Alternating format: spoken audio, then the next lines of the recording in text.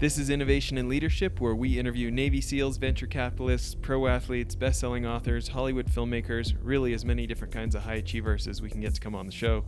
Today's episode is going to be from our mini-series that we created with Corporate Alliance, asking top CEOs and executives and entrepreneurs who have had very large exits, specifically about their thoughts on leadership and people. Also, I want to talk to you about one of our show's sponsors. I met these guys back on episode 6. CEO Zach Smith was telling me all about starting a skateboard company and how much he hated doing the bookkeeping for a skateboard shop, and how he really got led to start this business, Bookly, that's a hybrid combining bookkeeping software and human services. And I'll tell you why I let him become a sponsor. It's because I use their service now. I don't love paying $50 an hour for bookkeepers to do stuff that I know software could do way, way cheaper. But I don't love bookkeeping at all. So I want a real live human who knows what they're talking about to help me with the stuff I don't understand. Probably the straw that broke the camel's back for me, though, the thing that put me over the top, was that they could do my taxes and payroll also. So totally suggest checking them out. Go to their website, bookly.co, and check out their flat rates. I've been super happy with them.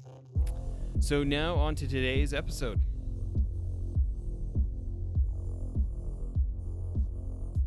Carla, thanks for making time. Thank you. This will be fun. So you've built and exited a couple of businesses with some pretty good numbers, 20 timesing investor dollars. Right. Let's hear a little bit about your career background here. Okay. Business background. Well, I actually started in corporate America. So I went the route. I did business school, came out, and started managing restaurants because that was my passion. So I managed restaurants, Sea Galley restaurants, for about 7 years. Then I went to Mrs. Fields Cookies for a couple of years. Godfather's Pizza for a couple of years, Mrs. Fields Cookie for a couple of years. Then Morris Airlines for a couple of years before they sold. And that's when I started my own company, Occurrence Teleservices, back in 1994. And then when did you sell Occurrence? I sold Occurrence in 2007. Okay. And in the meantime, my husband and I had started Ideal Shape. We were doing a fitness, trying to help people lose weight. Mostly his dad. His dad was 350 pounds. We were trying to help him. And so we started it, and then we realized we were going to, our call center business was suffering, so we kind of shelved it for a few years. After we retired, because we were going to retire after we sold Occurrence in 2007, realized that wasn't going to work out. Then we decided David's son came to us, said, let's do this online. And that's when we caught this idea of online fitness company. And that's when we started Ideal Shape Online. I love it.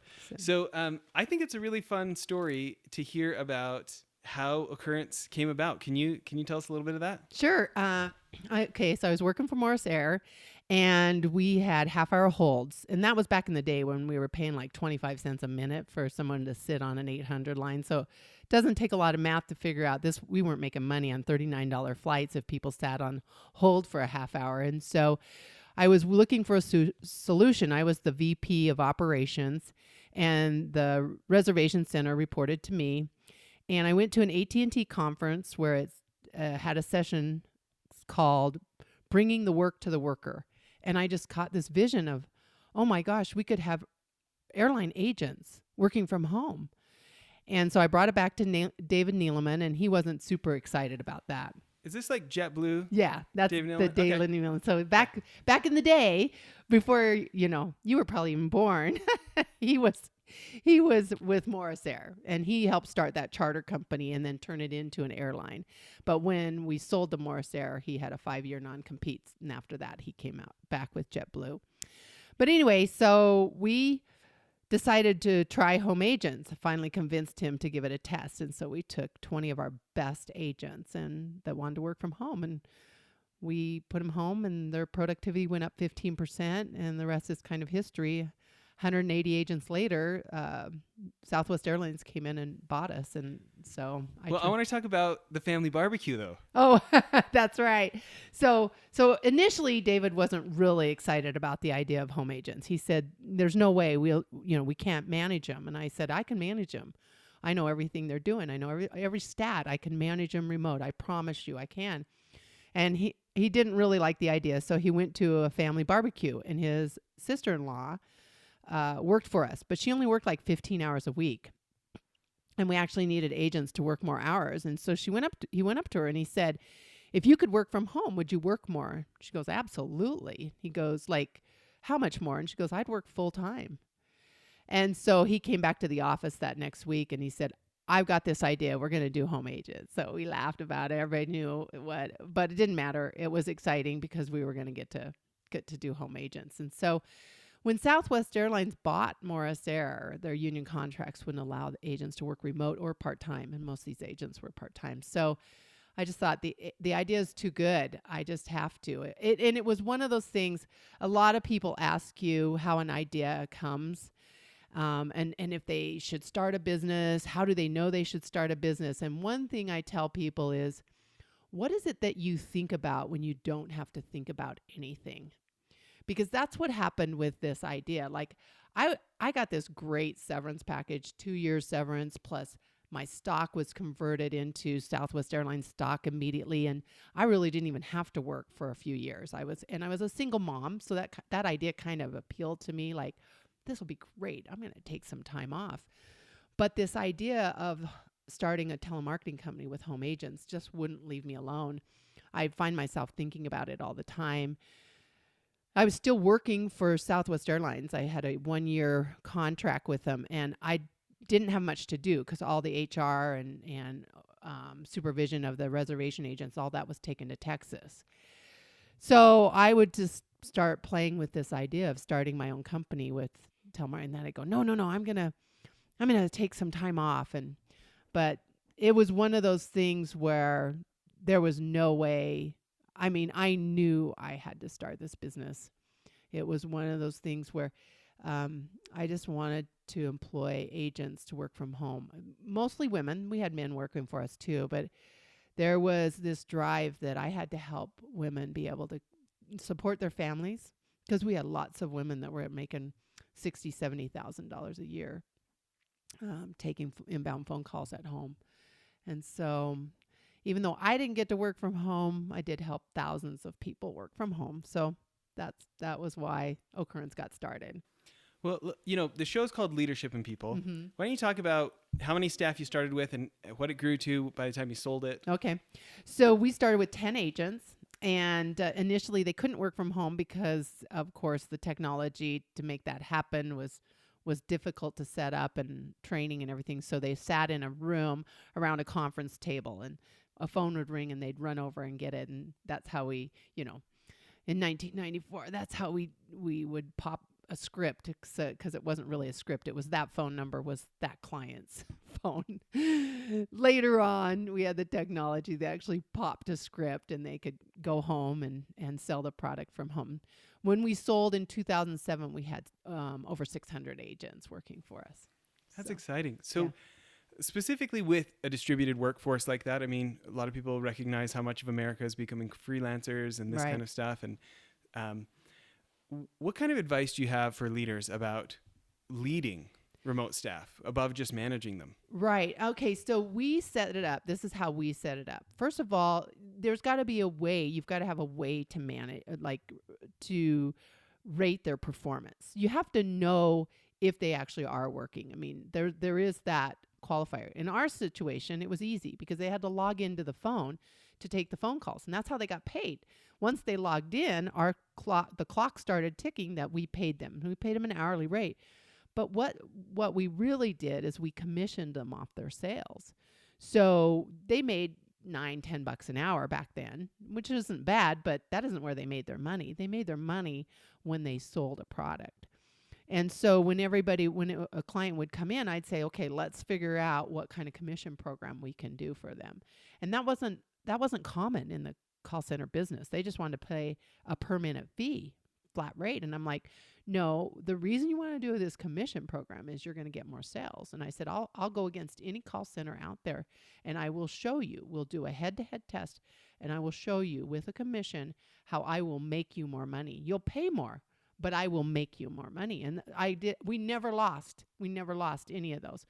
So I set it up so they could work from home. They came in, they did their training, learned the system. Then we had a minimum requirement that you had to maintain to stay at home. So working from home was the big draw, but the commission program obviously was what motivated them to increase their sales and make more money. But they all knew that if they didn't keep their stats up, they'd have to come back and work on site. They didn't want to work on site. So it was easy to motivate them. But we also brought them in every 2 weeks and we did trainings and we motivated them and kept them excited. I have a cute story. My son knows somebody who was an agent for us, worked for us several years when we started the business, and she was there when we sold. And she was telling my son about a year later, she said, it's interesting. I always thought when people ask me, how do you love your job? She said, I love my job. I get to work from home. She said, I always thought working from home was why I loved my job. And she said, but after Carla sold, she goes, I still got to work from home, but I don't love my job anymore.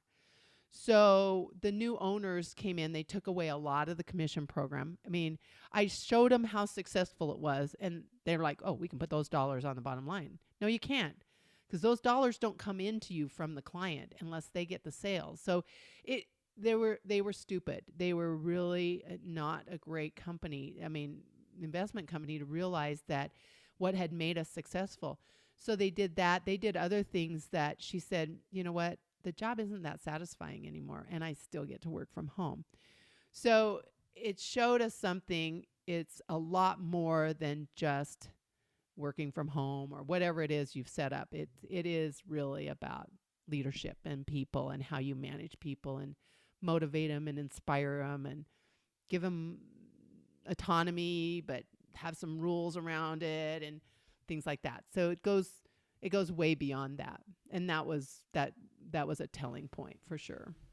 And we were talking about investors. Did you take investors early on in that business? Or? Yeah. So that's another fun story, because I just thought, my banker introduced me to Todd Stevens with Wasatch Venture Fund, saying, you'll probably need some venture capital. And I said, oh no, I got all this money from the bank and I've got my own money I'm putting into this. Well, then Southwest Airlines decided not to sell me the equipment for 10 cents on the dollar, because we had all this equipment they weren't going to use. So I offered to buy it and they were going to sell it to me. So all of a sudden now I had to go out and pay full price, because it wasn't on the used market. It was all state of the art and it was all brand new. It was new technology. Nobody was doing home agents in 1994.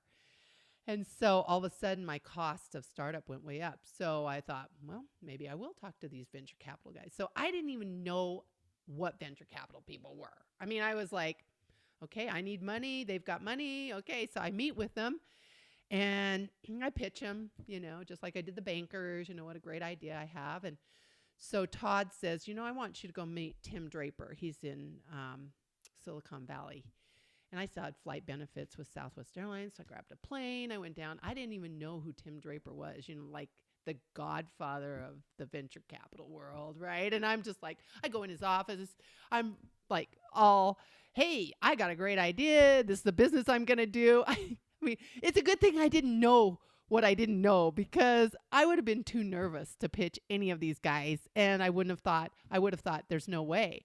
But I just thought, this is what you do. So they decided to invest in me, in my business, and they gave me a number. And I thought, well, I don't want to give up that much of my company for that amount of money. So I'm like, no, you know what? You want in? This is the deal. So they took it. And I was like, okay, from start to finish, I had the money in 30 days. And I just thought that's how it was done. Later, I learned I was like, oh, just go to these venture capital guys. They'll give you money. And people are like, no, they won't. Like, we've pitched and pitched and pitched. And I'm like, what do you mean? I didn't even. So that's how I knew I was supposed to start this business. A lot of things fell into line. And Todd Stevens not only became my investor, but he became a great partner.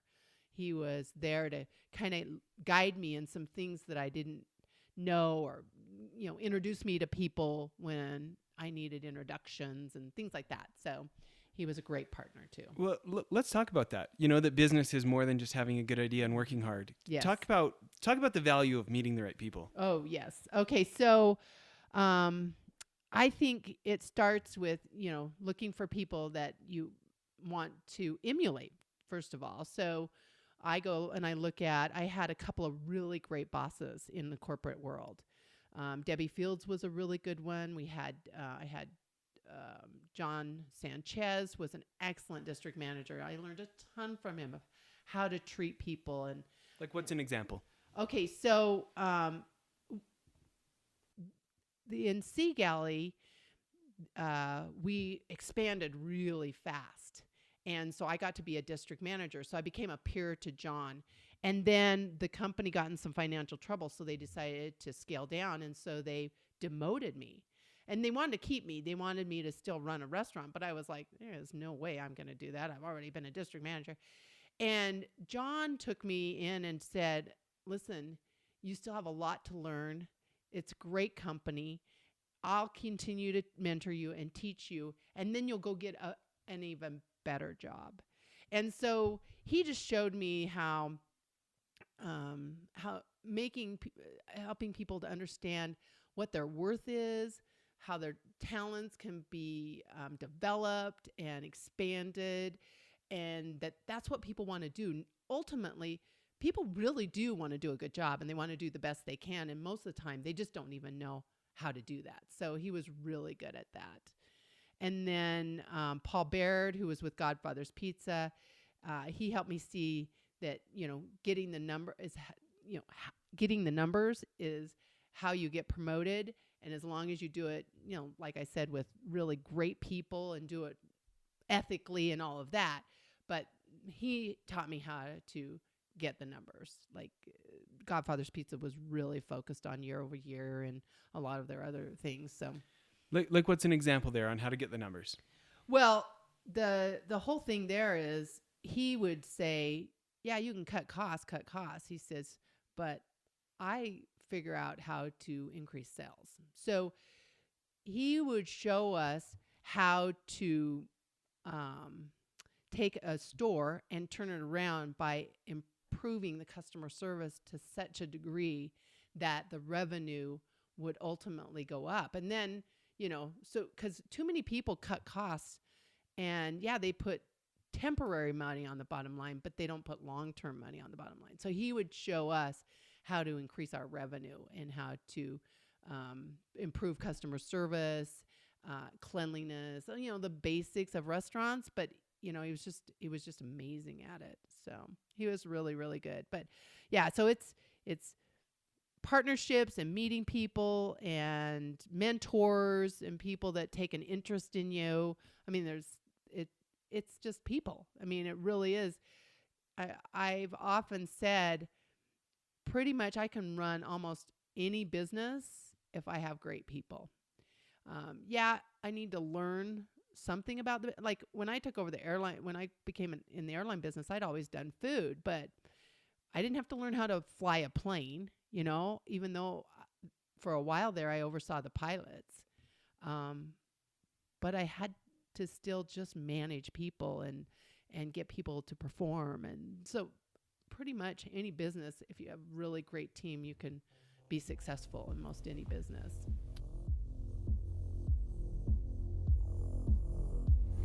Also, I want to give a shout out to one of our sponsors, Skillshare.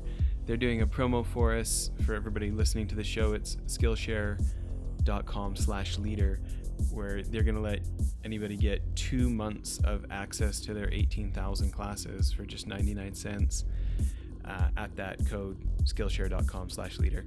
And I think for me, one of the reasons that I like Skillshare and probably like the classes that are most attractive to me are the really high credibility ones. Like you can learn email marketing from MailChimp. I mean, these are the guys that make $500 million a year sending email out for their customers. They've got the data. They're legitimate experts on the subject. And as I'm getting advice, I know that I should be building my list better than I am. That's the kind of people that I want to get my advice from, and you can get it right there on those classes. One last time, if you want that 99 cents for the 2 months, it's skillshare.com/leader. Well, and let's talk about this idea of mentors and the right, making the right connections in the business community, post-occurrence, Yes. right? Yes. You're doing it all over again at Yes, Ideal Shape. Tell us what it was exactly. like that time comparatively. Oh, it was completely different because when we started Occurrence, there was no social media. Email had just come into being, and all of these things, and the internet had helped us become an even better call center, but there was no social media. And all of a sudden, our son's saying, okay, we've got to learn social media so we can figure out how to, market this business. I'm like, what? That's for kids, And he's like, no. And so I had to learn Facebook and Instagram and all these social media platforms I'd never even learned. So I went to a couple of groups that in the area. I'm trying to think of the names of them now. WTC, Women Technology Council. So networking with Sid Tetro and that group was really great. And then there was another group, something business, and they were the ones who really introduced me to social media. And so we brought up a Facebook page and just started experimenting with lots of things. And truly, our business tripled in a very short amount of time, mostly because of social media. That's exciting. Well, we're closing in a little bit on the end of part 1 of the episode. Okay. When you think about some of the best advice you ever received, or advice you could go back and give an earlier version of yourself. What would that be? Okay, so I would think I would say to myself to not sweat the small stuff and not overreact. I am focused and driven, and so when things would go wrong, sometimes I would overreact. Reacting is fine because I think people need to see around you, this is important. This is serious. This is, but overreacting is actually counterproductive. And I think if I was going to tell myself anything, it would be don't overreact because it doesn't help anything. I'll give you a really good example. In 2000, in 1999, when we were facing Y2K, and I had a database system that was not going to make it into 2000. Our phone switch we were upgrading, and it was going to make it, but our database wasn't going to. So we were creating a new ordering system and all of this, and we didn't get to test it because T1 lines didn't get in until December 15th. So we tested it. It was during our slow season because it was Christmas time. Worked fine. And then the 3rd of January comes along, our busiest time of year. We put 70, 80 agents on at one time for an infomercial, and it completely goes down. I mean, it can't even save an order. It takes 10 minutes to save an order because it just the processing of it was just way too cumbersome. We did not know this. And so all of a sudden, I mean, we're in crisis because we're now back to taking orders on paper and then paying somebody in the middle of the night to put them in the system and then getting them to our clients like a day late, which my clients were great and they were understanding to a point. And my IT guy was doing everything he could think of. And I was overreacting. I mean, I was getting really upset. We're going to lose the company. You guys are going to put me out of business. We got to solve this and we got to fix it. And I remember one day thinking, okay, you're not helping this situation. You're putting your people into a panic and you're not helping the situation. I remember distinctly one day getting in the shower and going, we need ideas, and those ideas aren't going to come with everybody so under pressure. And I had this idea just pop in my head. Why don't you get back to 1999? Your system worked in 1999. And I'm like, oh my gosh, that's a great idea. So I went to my IT guy and I said, we're going back to 1999. He goes, that's not possible. I go, the computer doesn't know. Okay. Change the date to January. At that point, it was January 13th. So we did 13 days in January, just about killed us. January 13th, 1999, instead of 2000. And I said, and at the end of the day, we'll just do a data search. We'll change all the dates to 2000, send them off to our clients. And so that's what we did. And everybody got, into it. And we then had to develop a whole new system. And we didn't even celebrate 2000, New Year's 2000 till like November 15th. It took that long. We were in 1999 that whole year to solve that problem. But that's what I'd tell myself is don't sweat the small stuff and don't overreact. It doesn't help anything. Even if it's serious, you overreacting doesn't help. You've got to help people stay calm, and that's how they come up with solutions. I love it. Okay. Tune back in for our next episode. We're going to get some more wisdom from Carla. Thanks, everybody. Well, that's it for the episode. One other thing I wanted to tell you about. If you'll remember the guys from Convoy in episodes back, Ken Free and Trent Mano, I went on one of their CEO trips to New York, and I met a guy named Brent Thompson, very successful entrepreneur. He was former CEO of Jive Communications, big company now, I think $300 or $400 million. Anyways, he started a new company called blipbillboards.com. I'm super stoked they're a sponsor now. But I remember a year and some ago when I met him, I thought it was genius. Instead of having to buy 6 months or a year's worth of billboard for thousands of dollars, you can buy 8 seconds at a time for like 10 or 20 cents. You pick what billboard you want it on, what time of day you want it to run, and it just puts so much power in the hands of marketers and CEOs who want to try something and see if it works. You can buy as many or as few as you want, change it as many times as you want. I think now our podcast is being advertised on billboards in like 18 different states because we have these guys as sponsors. We're pretty excited about it. Hope you check out blipbillboards.com. Thanks.